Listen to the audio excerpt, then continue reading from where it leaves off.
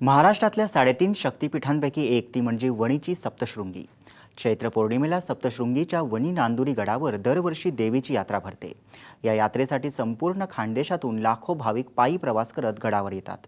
यंदाही खानदेश कुलस्वामिनी देवीच्या यात्रेसाठी राज्यातील विविध ठिकाणांहून लाखोंच्या संख्येने भाविक मोठ्या श्रद्धेने पायी प्रवास करत वणी गडावर रवाना झाले आहेत।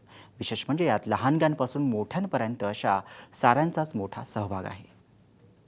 बोलो अंबे माता की जय असा जयघोष करत लाखो भाविक चैत्र पौर्णिमेच्या निमित्तानं वणीच्या सप्तशृंगीच्या यात्रेला निघालेत। सप्तशृंगीच्या वणी नांदुरा गडावर मोठ्या उत्साहात देवीची यात्रा भरते। खानदेशातील या सर्वात मोठ्या पदयात्रेला रामनवमीपासून सुरुवात होते। सलग 4 ते 5 दिवस पायी प्रवास करून हनुमान जयंती अर्थात चैत्र पौर्णिमेच्या आदल्या दिवशी सर्व भाविक वणी नांदुरी गडावर दाखल होतात।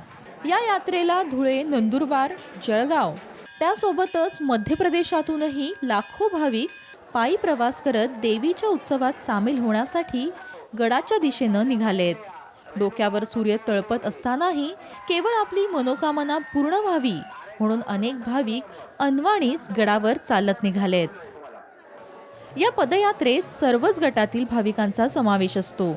यात्रेकरू भाविकांना वाटेत ठिकठिकाणी विविध सामाजिक मंडळं आणि सेवाभावी संस्थांकडून अन्नदान, पाणी वाटप, मोफत औषधं आणि अनेक सोयी सुविधा स्वयंस्फूर्तीनं पुरवल्या जातात।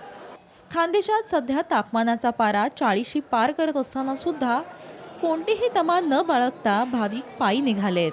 अशा वेळी भाविकांच्या थकलेल्या शरीराचा शीण घालवण्यासाठी अनेक मंडळं डीजे लावून त्यांचं मनोरंजन करून त्यांचा शीण कमी करण्याचा प्रयत्न करतात।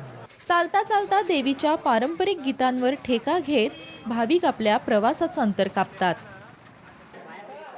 तापमानाचा पारा कितीही असो, केवळ कुलस्वामिनीच्या या उत्सवात सहभागी होण्यासाठी आतुर झालेले भाविक या पदयात्रेत मोठ्या उत्साहाने सामील होतात। निलेश जगदाळेसह ब्युरो रिपोर्ट, साम टीव्ही।